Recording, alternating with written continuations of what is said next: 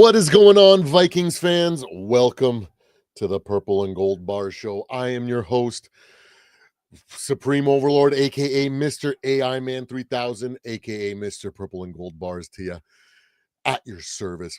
Sorry, guys. Sorry for the late start today. I am struggling with some pain today. Got just medical, like just health stuff. Like it's on, like nothing serious, nothing to be worried about, stuff like that. But I kept pushing the start of this live until the Tylenol or something kicked in, or the medication kicked in. But you know what? It is what it is. Sometimes you just have to bite down and push through the pain. So that's what we're going to do today. It'll be a shorter one than normal. Probably not our 1 hour, an hour and a half live, but we are going to go over the topics that are most important to you guys right now. We'll do injury report, some speculation, some good news, bad news, as well as a small hot take review. And and then we'll finish off with a little funny video for you guys, hopefully to get you guys nice and excited for just to have a good day. Sorry, you guys can probably tell my energy is so low right now, but that's okay. Let's get right to it. So we got some massive good news when it comes to Brian O'Neill. He's only been diagnosed with an MCL sprain, so we dodged a massive bullet there. He could have been a massive tear. He could have been out for the entire season, but good thing, luck was on our side. Sometimes we could say that we haven't had a lot of luck at times, in the last game or the game before, but in the silver lining of things, or after stepping back and looking at some things, or when things come out like this, we find out we did have a little bit of luck, even though it wasn't all the luck that we needed. But that's okay. It is what it is. So Brian O'Neill has been diagnosed with an MCL sprain, and it is likely for him to be back way sooner than later. At the very least, if he doesn't miss this week, or if he ends up missing this week and they end up pulling the trigger and being super cautious with him because of all the massive injuries on O-line. So I would not be surprised if that was the case. So let me see.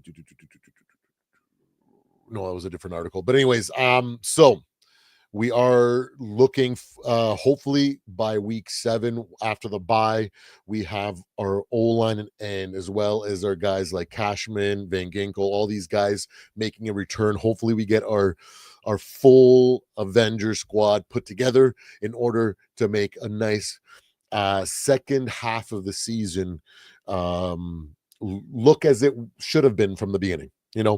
Injuries are part of the game, so it is what it is. So that's what it is. So it's all good. Another big signing, or another big piece of news, is that we signed Matt Willetsko to the practice squad and released Tim Jones. He is a tackle. He has played 11 games over the past 3 seasons with the Cowboys. He was on the Cowboys practice squad, and so I like this move because it shows that the Vikings aren't rolling over and thinking, we're just going to bury our heads in the sand and just going to let it, play out. It is what it is. They are motivated to try to stay competitive, to always look to try to find solutions in order to, come out with a better, come up with better options than what we have without, these moves, right? So super happy to see that we were able to do that. So welcome aboard, Mr. Matt Willetsko. So hopefully we can get him up to speed and maybe his natural ability at tackle after, I don't think he's going to actually fly out to England here because they are there now. So I doubt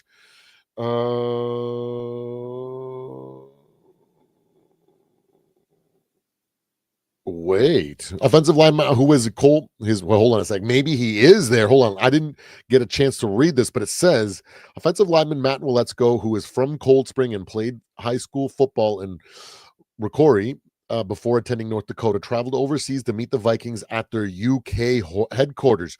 So he is there. Let's freaking go. Okay. The rest of the team arrived in England Monday afternoon, and we will be playing in Ireland on this Sunday, 9:30 Eastern. So it's going to be an early one for you West Coasters. But hey, you know what? I don't think it's going to be likely for him to be. You never know with our O line problems that we have right now and injuries. I wouldn't be surprised if, since he is out there, they do activate him and have him out there as an emergency backup, and hopefully they can get some a basic game plan for him and what to expect in all these packages, as well as play calls that we like to run, right? So looking really, really good. Hey, what's going on, buddy? Skull. Oh, MJ Rain, Skull Vikings. Let's go, Minnesota Vikings news. Thank you for popping by. So it looks really, really good so far. The things that good teams, good front offices, don't bury their head in the sand when these situations happen. Last year, we traded for Cam Robinson. This year, we're signing Matt Waletzko. So it's signs of a good organization trying to, you know, bring the best product to the field. So this is a very, very good thing. Now, like I was saying in yesterday's stream, uh, when it comes to after watching the 3 games, I feel like we have an execution problem, not a play calling problem, not a coaching problem. Uh, I guess you could say the execution problem lies on the O line, but I feel like there is the one area that I can heavily criticize, and I'm comfortable criticizing, because I am trying to be the beacon of positivity and optimism when it comes to our Minnesota Vikings, always trying to give a different perspective than the common negative or mainstream media takes that you'll see. So yeah, it's nice to see that we're doing that. But yeah, the O line is really, the O line coaching and preparation is something that I'm very critical right now. But outside of that, like I said, I don't feel like it's uh, um, a problem with working hard or play calling or anything like that. Because there was a lot of times that I saw in last week's game that Carson audibled out of plays. I don't know if they were. It seemed like they could be. At least I counted like 5 or 6 plays where I couldn't really tell, because sometimes our formations, but it seemed like it was a high possibility for it to be a run, and then he audibled into something else. So that plays a small factor on the reduction of running plays that were called. Also, there were also some other plays that were called that were more, some passes out to the flat, some pitches out to Mason that kind of look like passes, right? But they still kind of have the same effect as a run, so I wasn't too concerned about the play calling and not trying to get Jordan Mason in, because as we discussed yesterday, in the first and third quarter,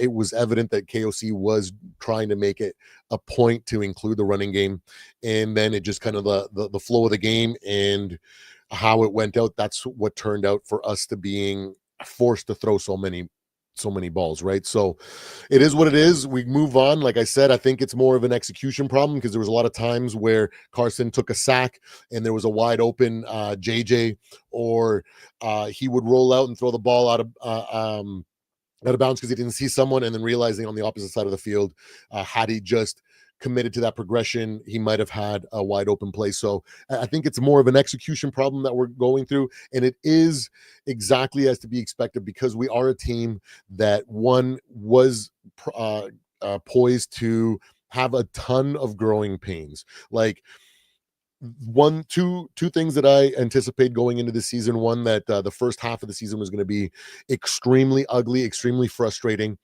and that is exactly what we're seeing. But the one thing that I said to myself was that this team still has the talent to, even when it's ugly, we have the ability to keep ourselves close and give us a chance to win those games, even though we may not have deserved them, right?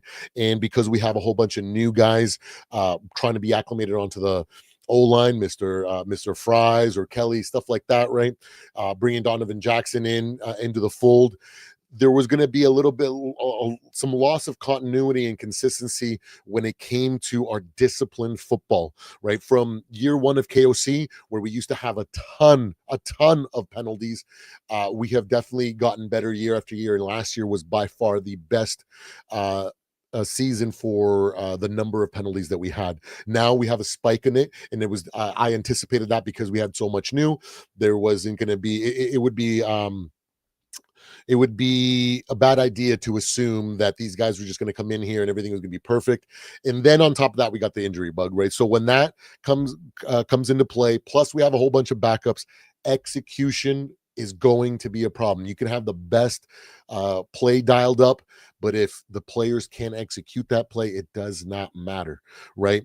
So I think that is why we are struggling or seeing games like we are. I think that record reflects it. 2-2 shows, I feel shows that we're a team that can definitely win games, but also are growing and struggling at times, which is nothing to be worried about or afraid. And then the next thing that I want to talk about is the fact that Kevin O'Connell had given us an update with Van Ginkel. Now he isn't going to be practicing this week. They're giving him the time off. Let's see here. And yeah, he said he isn't expected to practice today. So if it's going to be a game time decision to see if he can go, like he's a veteran, he knows the system, so it's not like he's going to need to be filled in or have all the practice reps. Although it would lend to believe that if since he isn't going to have the practice reps, if he does go, he might be a little bit rusty or might be a little bit off unlike usual. But I assume that if he does play and everything goes well and he doesn't re-injure himself, that by the end of the game all that rust will be off and he'll be back to normal. So that is a big sign. So I'm super happy. And and this is the article. So as of right now, the starting O-line looks like it's going to be Christian Darrisaw, Blake Brandell, Michael Jurgens, Will Fries, and Justin School at right tackle. Now that might change a little bit, or hopefully this time we have some freaking backup plans and then tertiary plans for when things aren't going right and when the O-line isn't executing, so we can try to mix it up and try something different. Chris, man, you need to step up. You can't bury your head in the ground. You're our O-line coach. You need to prepare these guys much better than you have so far. So anticipate that there is going to be the potential, at the very least, the worst case scenario happening. So you need to be ready for that. You cannot just assume that we're going to go out there and we're not going to have any more injuries and it's just going to be all fine and dandy. It's not. Okay, it's going to be a good defense, a good pass rush, and Myles Garrett is going to be wreaking a lot of havoc on that O-line. So there is still a lot of possibility where somebody could still get banged up, or we might have to rotate some players up because they're not producing like we need to. So you need to be on top of that, Chris. So I am going to be paying attention this week with that. And so though that is the kind of like the news that's going on right now and kind of catching up, I think we're in good pace for that. For our week 7 after the bye, we should be the healthiest we are in the season. We should have Jack. Oh my god, my brain. Donovan Jackson back. We should have hopefully. Oh well, there's another problem there that we have no idea the situation with Mr. Kelly, our center. It might be that might be moving forward with Michael Jurgens, a second-year player. So he's a young guy. So hopefully he that youngness, that athleticism, kind of makes up for some of the areas. But hopefully he can get up to par and do more than enough for us to either get to a point where Kelly can come back, or if he does retire, he can kind of hold on to the line the rest of the year, right? So I think we're in a good position for that week 7 game to have our healthiest roster to hopefully, show these our Vikings fans what this team's ceiling is, because I feel like once we're there in this gauntlet, I think that we will definitely show the fans what they've been missing so far. So stay tuned for that because it's going to be a hell of a ride. Now, the next thing that I want to move on to, now that we've gotten over the injuries, the updates, the good news, the bad news, I want to switch over and we're going to do a little bit of hot take review. And we got a quick one. And this one will probably irk you guys. Here we go. Because it is our old freaking favorite commentator, Colin Cowherd, always and with another ridiculous take. But let's take this statement here, and then we'll dissect it and give a proper take instead of this garbage. Michael Penix today, I thought, made some big time throws. Drake May, they're not asking him to do a ton, but Drake May today, they're dropping 42 points. So we know Bo Nix can play. He gets an extra day against the Bengals defense. Yeah, I mean, I wasn't a JJ McCarthy fan. You know, it's interesting. I've been told this has been a line that I've used many times, is don't try to validate your previous choices. And they wanted to sign Sam Darnold. They were very interested. And John Snyder came in and, they were willing to pay more. And Sam Darnold, frankly, probably if you asked him, would have wanted to stay. Justin Jefferson, Kevin O'Connell. And by the way, in that division, that's not a great defensive division. Now you go out and have to face a Bosa at the time and the Rams front twice a year. I mean, Sam Darnold follows the league. I'd rather stay in Minnesota in the offensive division than go and have to face McVay and Shanahan. And Arizona's got a defensive coach. They got players. So it's you and I both believed in Darnold. But when you watch Darnold play and you watch JJ McCarthy, Sam's bigger, thicker, bigger arm. There's a reason they offered him. But I think did they get into a situation where they're like, well, we drafted him? Yeah, 100%.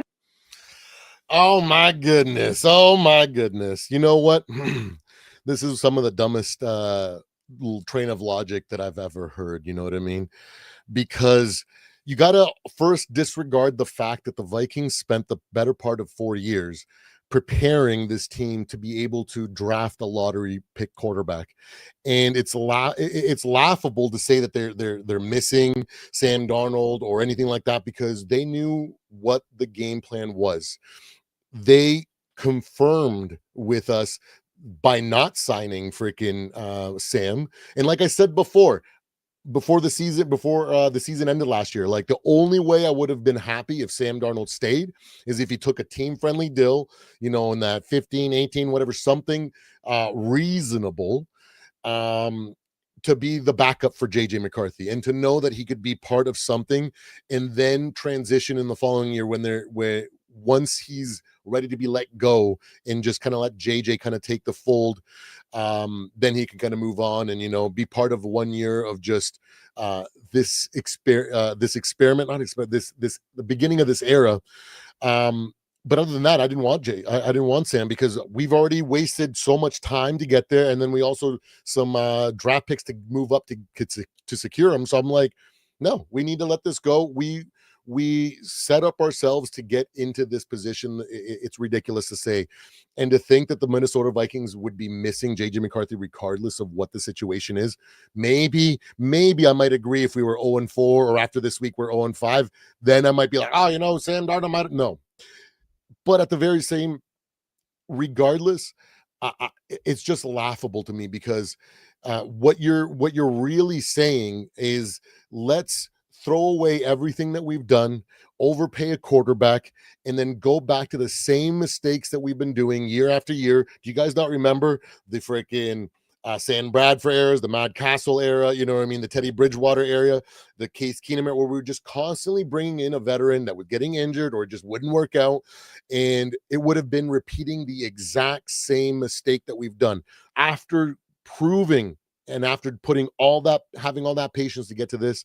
I doubt they are worrying or being upset that Sam Darnold is no longer with the team.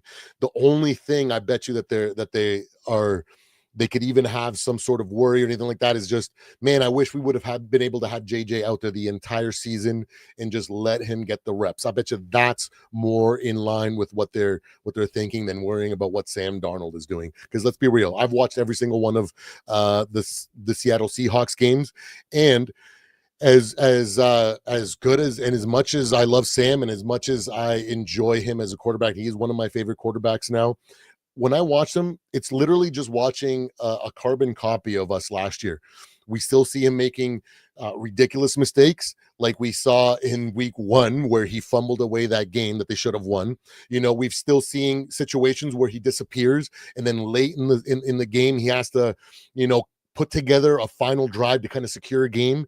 That's basically the 2024 Minnesota Vikings. And I don't know about you guys, but I'm glad that transition year is over, because now we get to focus on the future and building for an actual juggernaut, an actual team that has that isn't as flawed, right? Because that's what we usually do, right? We overpay for Kirk Cousins, and then as a result, we're flawed on defense, and then we get destroyed by the Giants in the playoffs, right? It's just that same perpetual mistake that Minnesota Vikings organizations, the Minnesota Vikings have done over the years, and they've said enough is enough.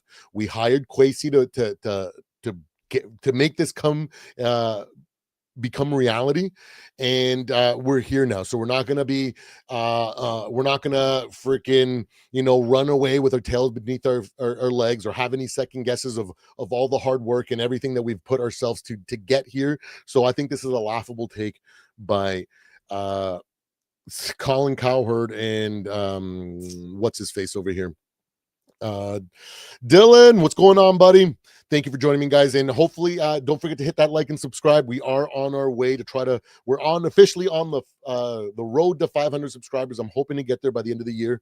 And and I do apologize for the late start today. I've been dealing with I got some, everybody's got medical or personal health issues that they have to overcome, so it's no excuse. But I was hoping for my medication and stuff to kick in, but you know what, sometimes you got to freaking grind through it. And I'm sorry if my energy isn't like it normally is, and I feel like I'm rambling more, but that's okay. I really appreciate you guys for joining me today, and we're gonna move on from this hot take review, because that's what I think about this take. I think it's ridiculous, it's laughable. We're regretting having to be freaking developing a young quarterback or dealing. You know what, suck a big one, Colin Cowherd. Your analysis on JJ McCarthy and everything have been the most garbage takes I've seen in all of mainstream media, like sports media. So how about you suck a fat one, and we're going to move on. And I want to finish the day because hey, thank you. Thanks, buddy. I really appreciate it. I really try to be that beacon of optimism and try to give that joy. Try to, like, honestly, man, if I could take all the frustration away from every single Minnesota Vikings fan so they're always just happy, I would endure that suffering and that frustration 1,000 times over. Because if we have a fun, fan base that's together, we have some of the best people that are Minnesota Vikings fans. And then when we can celebrate and rejoice and have fun together about this Minnesota Vikings teams, that's what I love, because every single time I've gone to Minnesota, every single time I've engaged with Minnesota Vikings fans in person, in real life, they are the sweetest, most kind-hearted, polite people I've ever met. And so I just want to, take away some of that frustration from you guys and giving you guys a positive outlook, or maybe a positive way of thinking, a different outside of the box. So I really appreciate you mentioning Dylan, because it means the world to me. Now, I want to move on, and we're going to finish off this live. I know it's going to be a short one. I am struggling here, but I appreciate you guys tolerating me today in this late start. Hopefully a little bit later I will jump back on, because I really wanted to react to the games today, but I know when I start reacting to them, it's like 2 hours long and I just kind of go really into the depths, because I watch every single game. I have essentially I have Game Pass, the Canadian version of it, so I watch all the 40-minute condensed versions of every single game, so I get a decent picture of what every team is doing. And then I watch our game 3 times. I watch the full version uninterrupted, then I watch the condensed version. And each time, the first time I'm usually more of like a Minnesota Vikings fan. I'm screaming at the TV, I'm frustrated with things. And then that second time I kind of dial it down. I become more objective, and I start to really dive into it. I really focus on the matchups. I really focus on the little things that I think that a lot of people miss the first time, or even the second time watching it. So I'm hoping you guys enjoy. enjoy that perspective and that breakdown that I try to provide to you guys about our game. Now, unfortunately, this weekend, again, it's a 9:30 game. Oh, we signed Matt Watzel. Matt Waletzko from the Cowboys practice squad. He's a tackle. He's played 11 games over the last 3 years since he came into the league for the Cowboys. So he has a little bit of experience. Not sure how good of a player he is. Of course, the Cowboys have always had a pretty decent O-line. So maybe that's the reason why he hasn't been able to hit the field outside of when they're injured. So maybe that's a good sign that maybe there's a diamond in the rough potentially for us to kind of have snagged up and kind of come in. I did see that he did travel to the UK to meet with the Minnesota Vikings prior to signing. So he is there now. So maybe at the very least we can have them out there as an emergency plan in case things go south in this next game. So unfortunately, it's a 9:30 game. I will be at church, so I probably won't make it back until the fourth quarter. Last time I got back with 13 minutes left, so I will do my best to give you guys an instant reaction based on what I saw and what I kind of can gather based on the score and the little things that I can hear from the commentators. And then again on Monday, I will go ahead and give you guys a full breakdown of everything that I see, just like I did yesterday for the Steelers-Vikings game. So if you guys are interested into what my perspective was on that game, feel free to head back and check out that live. I do apologize for the AI renderings on those slides. I realized after, because what I do is I watch the games with my iPad and I show you. I got the old freaking Apple Pen, right? So I go ahead and I try to scratch everything down. I can convert it over to text. And then this time I decided, hey, let's try to spicing up the live, try to make it more appealing for the viewer. And so I put everything into GPT and said, hey, can you turn all my notes into slides? And I noticed it kind of messed some stuff. So I do apologize for me constantly looking down to my iPad instead of the slides, trying to give you guys my thoughts so I didn't miss anything. But I appreciate you guys as I try to, improve the quality of the stream and whatnot. So that's where we're at today. But I want to finish off with a really funny moment. I think that you guys are going to laugh. A nice karma moment that we should have a good laugh about here. I never really want to, I never celebrate injuries at all. Let's be real. So I'm only chuckling at the karma of it all, not like the injury of it all, but I think it is still funny. And I think that it's good to share here. So let's jump over to this live. Here we go. Here we go. Oh, he tries to pull the old JJ. Remember last year when he did the fake hamstring injury and then pulled the gritty? And then later in the half, oh man, poor guy.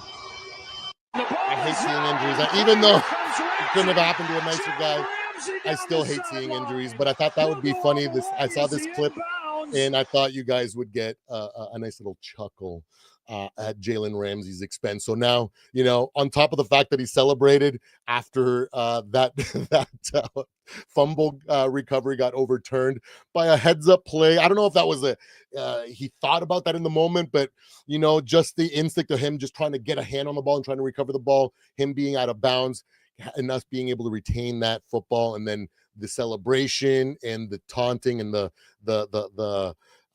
kind of paid him or kicked him in the butt later on. So I thought that would be funny for you Minnesota Vikings fans.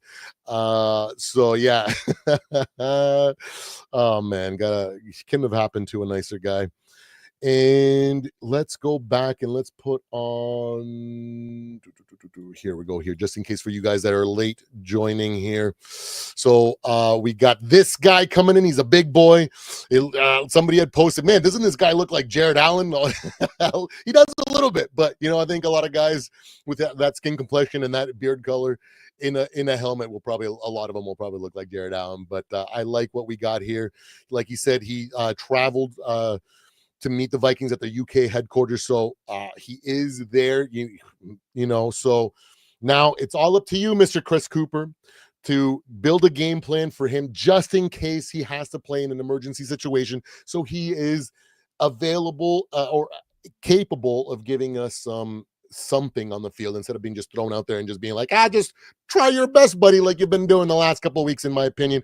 Like I said, but at the same time, I'm not in the O-line coaching room and all the preparation, right? Maybe I'm just drawing too much from what I see, but I want to see more preparation from our backups to go in there, maybe some different game plans. And then when that's not going right, some other rotation stuff like that. Like I was saying, freaking Blake Brandel is a natural tackle. So why wasn't he at right tackle? And why wasn't school or whoever replaced O'Neal yesterday? Why didn't he get thrown into guard? Why didn't we try different things when things weren't going right to try to spark something?